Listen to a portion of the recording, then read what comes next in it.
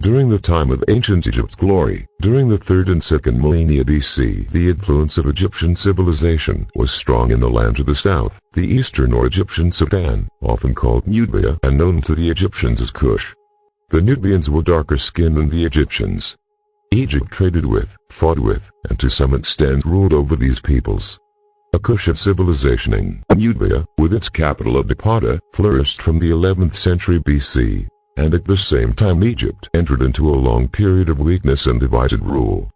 About 750 BC the Kushites began the conquest of Egypt, and in 715 established their Kushite dynasty, misleadingly known as the Ethiopian dynasty. But about 50 years later the Kushites were driven out of Egypt, after some tremendous battles, by invading Assyrians. The Kushite kings retired to their old capital of Napata, where they continued to rule until early in the 6th century BC. They then transferred their capital to Meroetic, 300 miles further south, perhaps because Meroetic was situated in an area rich in iron ore.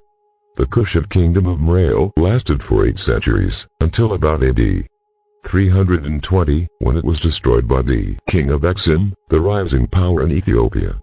The Kushite civilization vanished completely. It was not until very recently that knowledge of it has been compiled, from inscriptions and tombs in the ruins of Meroetic and Napata.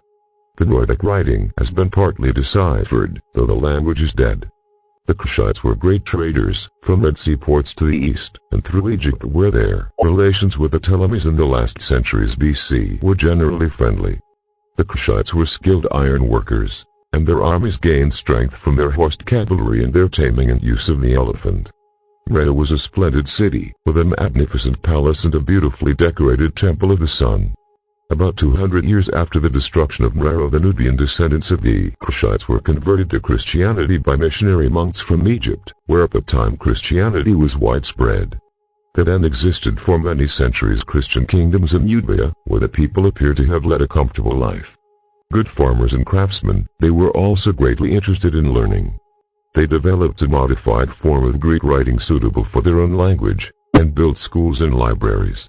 After the Muslim conquest of Egypt in the 7th century, the Nubian Christians continued on friendly terms with Egypt until about 1250, when their kingdoms were invaded by Muslim Arabs and African neighbors who had been converted to Islam. By the 14th century this Nubian Christian civilization had faded out. This was the rise and fall of the Nubian civilization. For more of such videos from Critical Historian, like, share and subscribe.